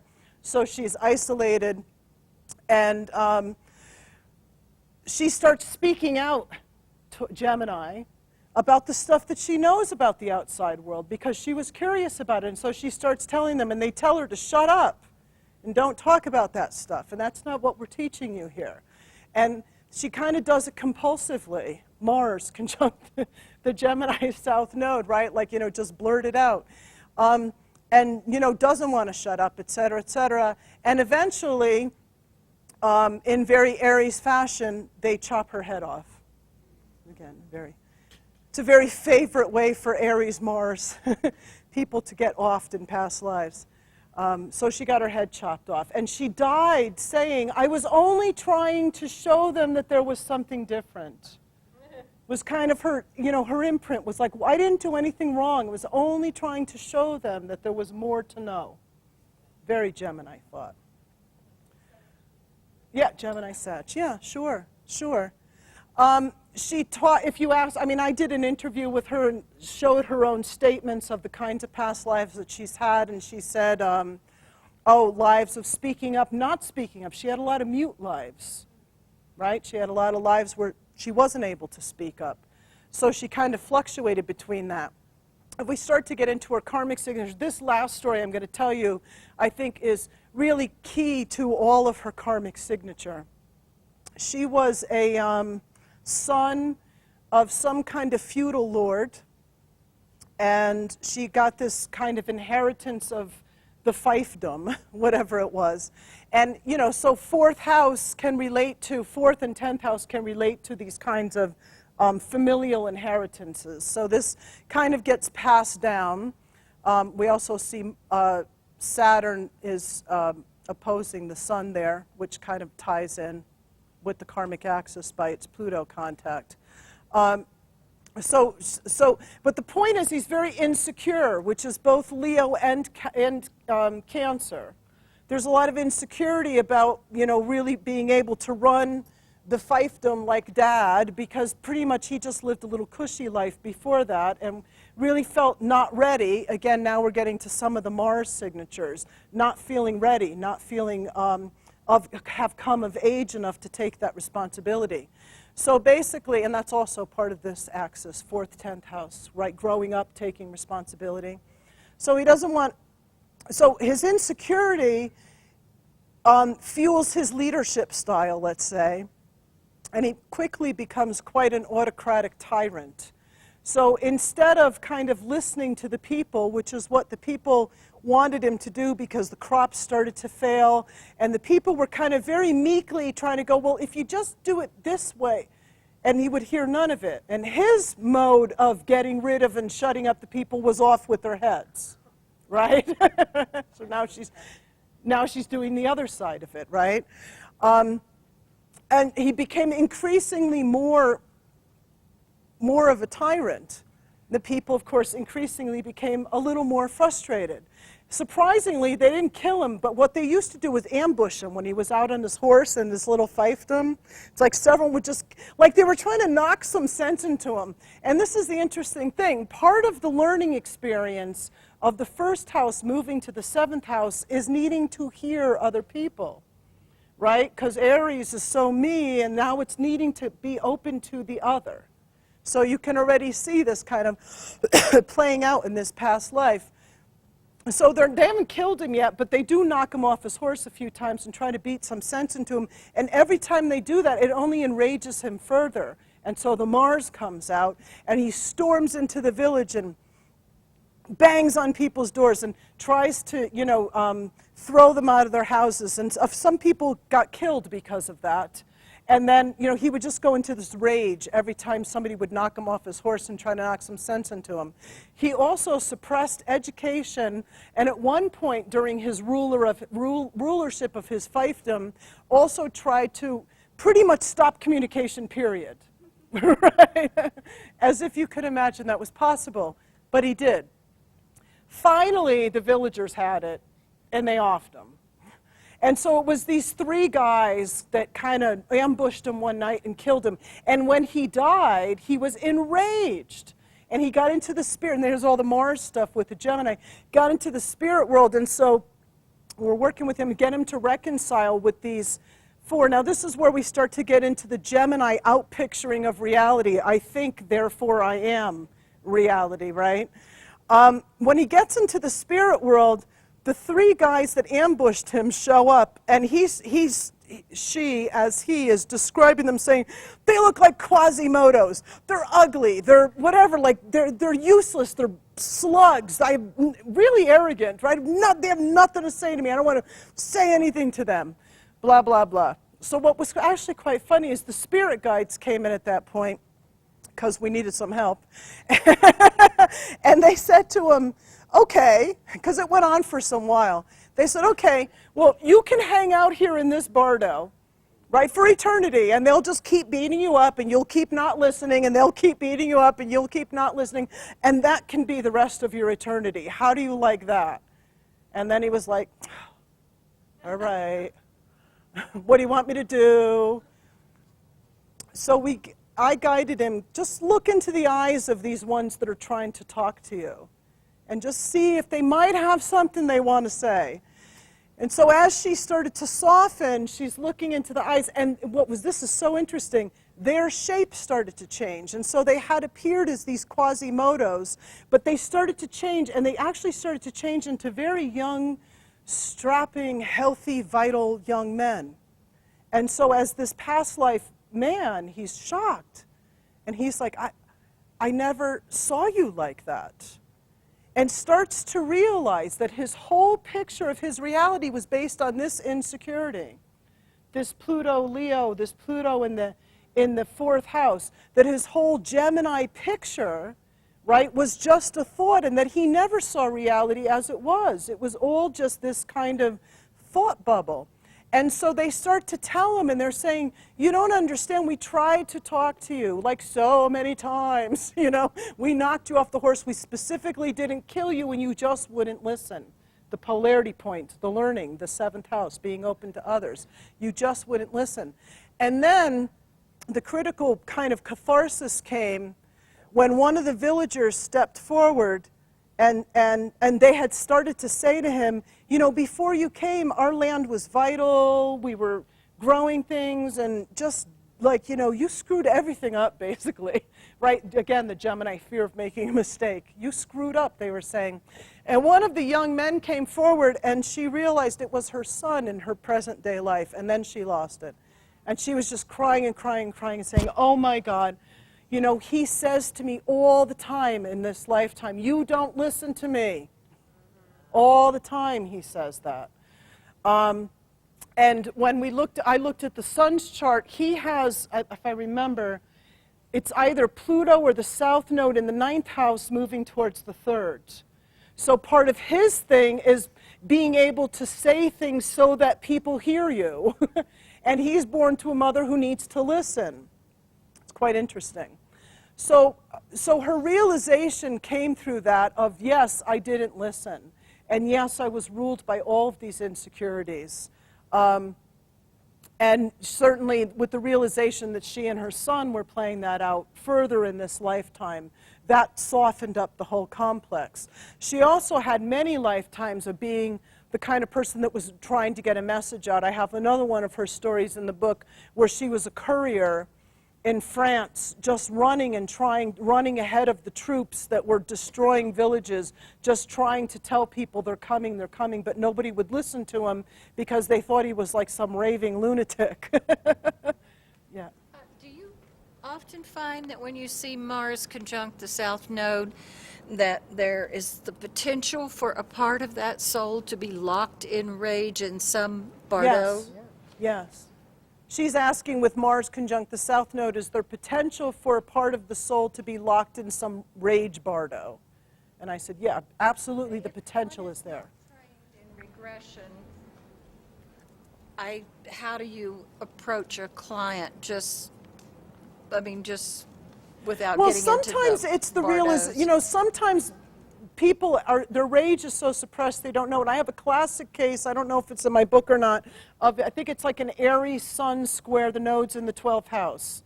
And the woman was abused by her mother, and she came to me, she was maybe in her 20s, maybe early 30s. So she came to me and she was talking about this abuse of growing up and blah, blah, blah. And I'm kind of looking down at the chart and I see this Aries signature square the nodes. I think Chiron was involved. And I said to her, well, she'd been doing counseling. I said, well, what about the anger? And she said, you know, funny you should mention that because it's in the 12th house, right? She said, funny you should mention that, but it wasn't until a couple years ago that I realized I'm actually really angry. And I was like, great, you want to work more on that today? And she said, yes. Yeah, yeah. Or even just telling the nodal story, Yeah. right? I mean, if you do a chart reading and you focus on the nodal story, if they have Mars South Node, but just like what you did, it could Yeah. unleash the memories. Sure. Doing a nodal reading. Yeah, yeah. Well, I mean, I advocate storytelling not in an irresponsible way, but more in an active, imaginative way, because just like I'm telling you these stories, I would much rather tell you stories than talk about principles, right? Because stories bring the archetypes to life, right? You can all, I mean, several of you came up on the break and going, I'm so freaking triggered. Right? I know. Pardon? Well, the truth of it is, the ancients knew this. Storytelling activates both the right and left hemispheres of the brain simultaneously.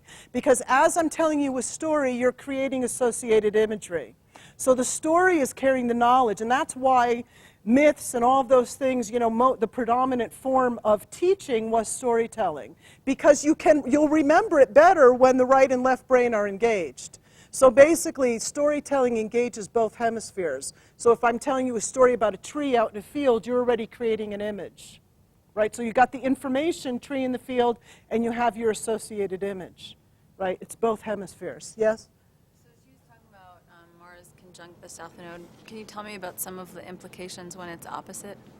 Well, you know, she's asking, is there any difference between Mars conjunct the South Node as opposed to when it's opposite? I would say that when it's conjunct the South Node, this is part of that person's intrinsic psychology or their intrinsic egoic structure. When it opposes, quite frequently it's been met outside. You know, that it's been an other that's been the Mars, right?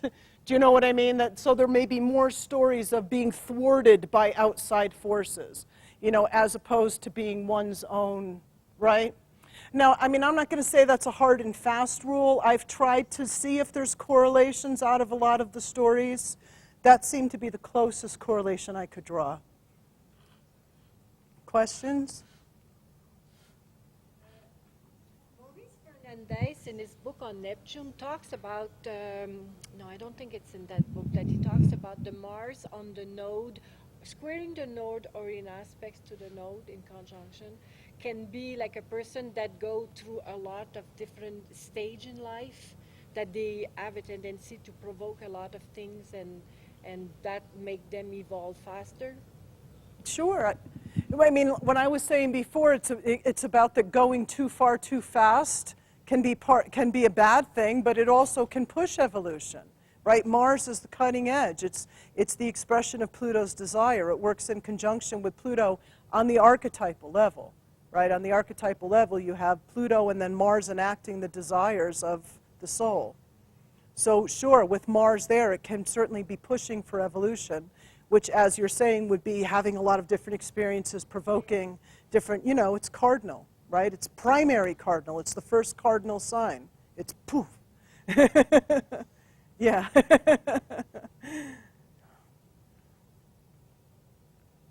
Okay. Any more Gemini questions? Anything about Gemini? Yes?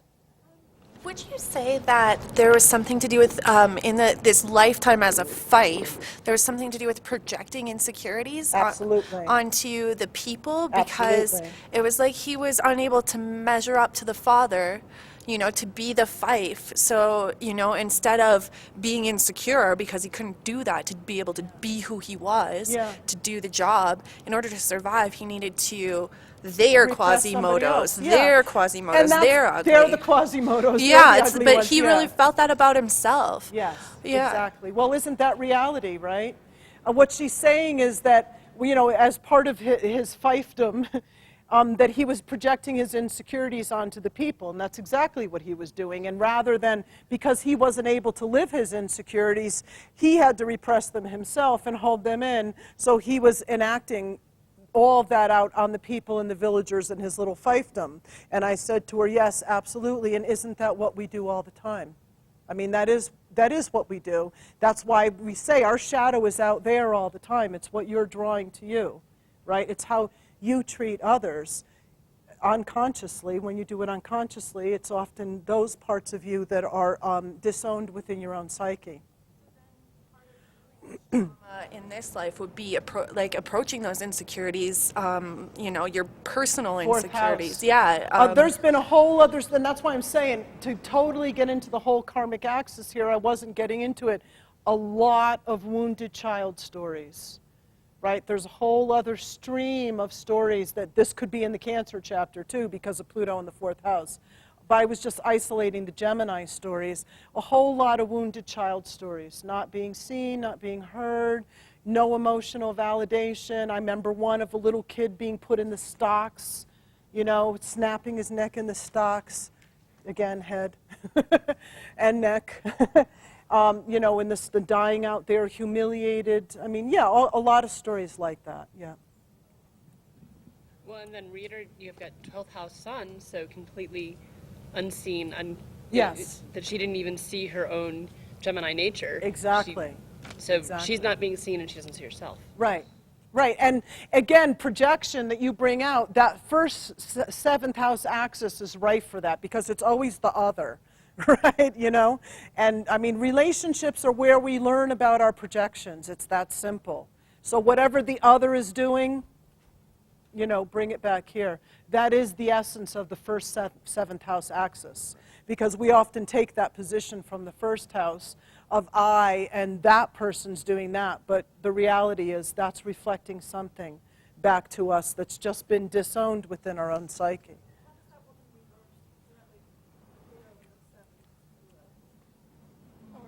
Well, Pluto, I'm going to do that in the Libra archetype, but in reverse, generally it means you've internalized too many projections, right? And you need to kind of cast them off and start to find yourself amidst all the projections, right? I'm just reflecting on what you were saying about projection.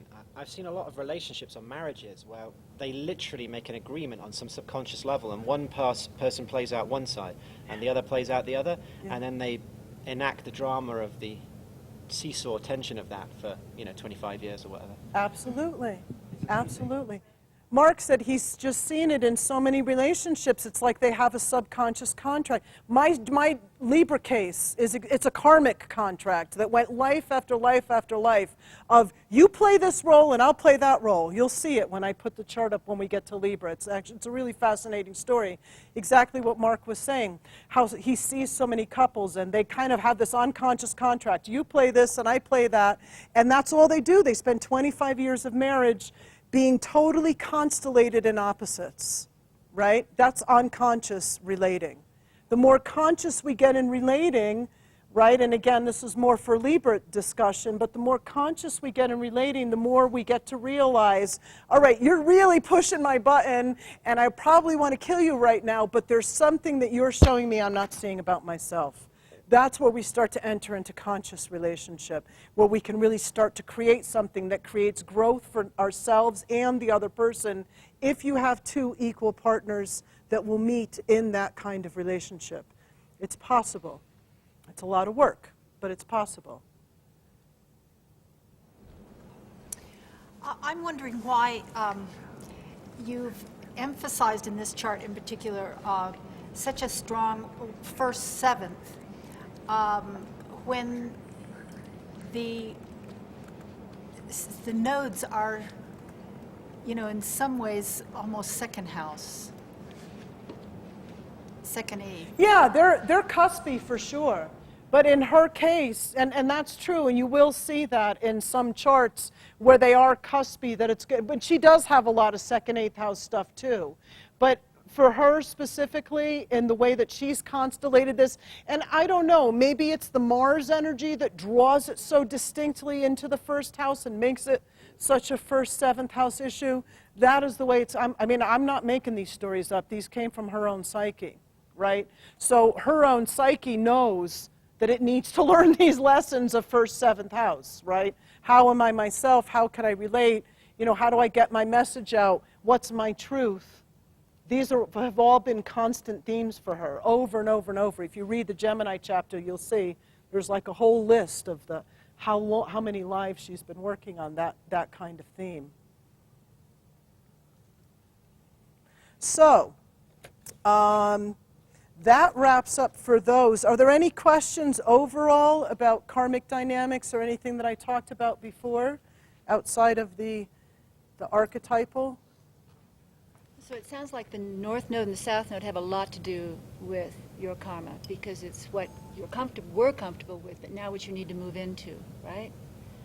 I'm sorry, I need to hear that question again. It sounds like the South Node. The North and the South Node have a lot to do with your life's purpose. Even. Absolutely, yeah. And so does Pluto and its polarity point. They're equal. And the South Node is what you're comfortable with, but the North Node is what you're moving into, where your possibilities lie. Absolutely, but it also, you know, that again is mitigated in evolutionary astrology when you have certain, when you have certain factors like planets conjunct the node, planets square the nodes, et cetera, then, the things that you need to integrate and work on are not just necessarily just the South Node.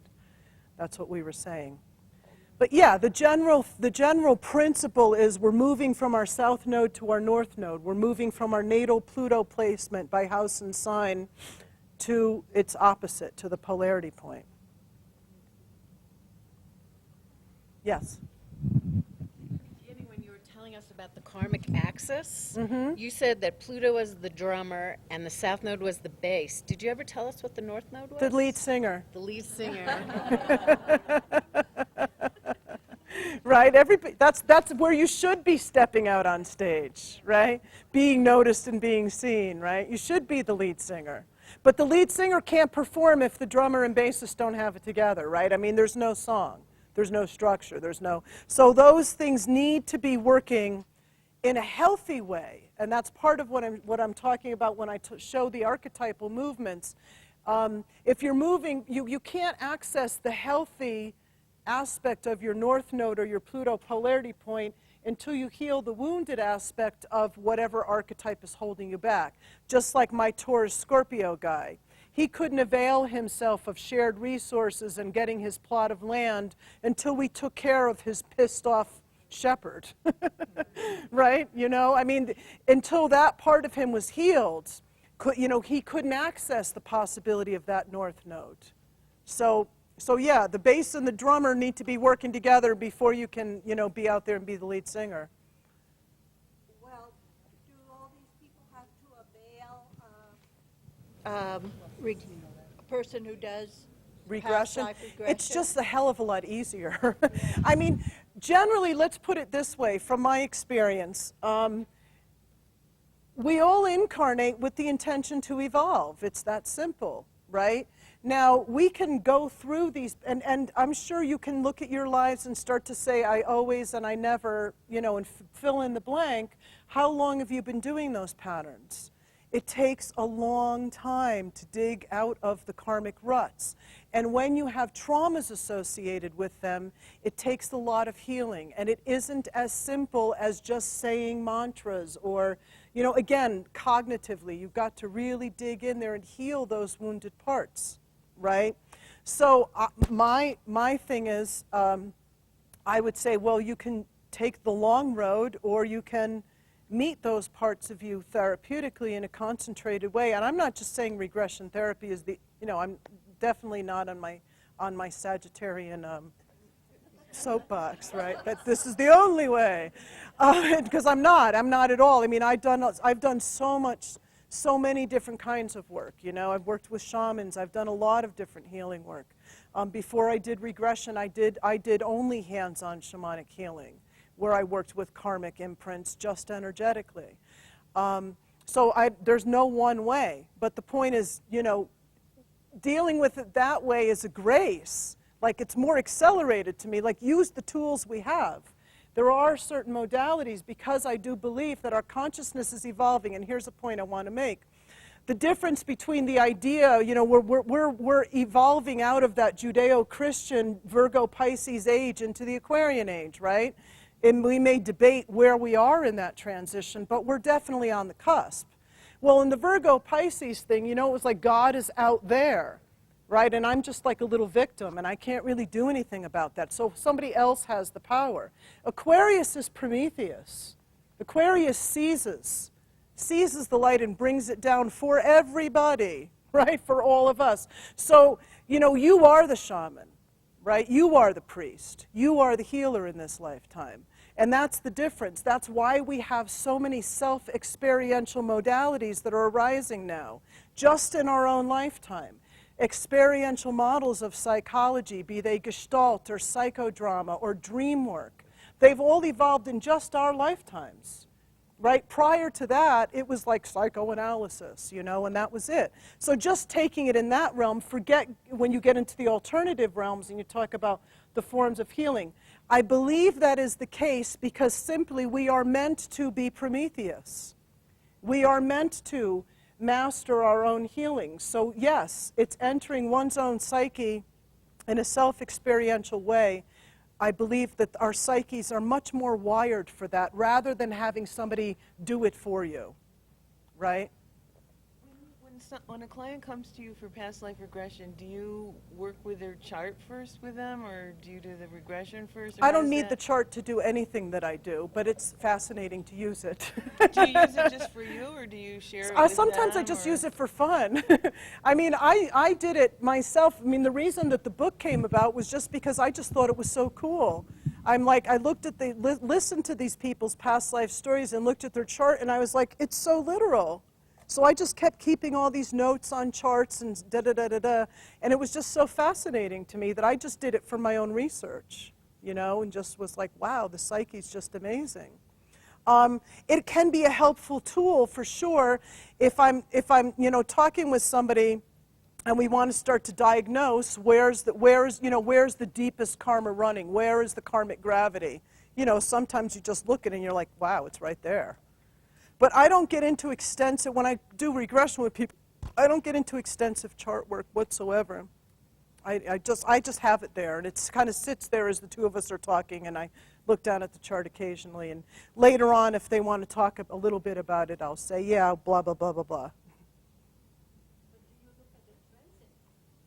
Oh, I got cases. You'll see in the Capricorn, it's so literal. In the Capricorn chart that I'm going to put up, transits releasing karma. You'll see it exactly when she was coming for sessions. It could be another book. It's not the next one I'm working on, though. Okay, so anyway, before we wrap up, I just want to mention I brought 5 of these for sale, and they've all been claimed. These I brought 5 of, and I think 2 or 3 have been claimed. Okay, so these are 30. They're 39 on the internet, so I'm giving you a discount. These are 29, and I'm selling them for 25. And then, Kimmery, you brought a couple copies. Do you want to sell yours, too? I only brought 1 of each. Okay, so it's up to you if you want to sell yours or not. Yeah, I can sell the insights one. Okay. So the people who lined up for this one, again, it is available on Amazon, although somebody on the break said they tried to order it and they said it wasn't in stock or something. You had trouble with it, you said. Yeah, it's all in here, yeah. Yeah. Which one? Understanding Karmic Complexes. It'll be on the back table there. No.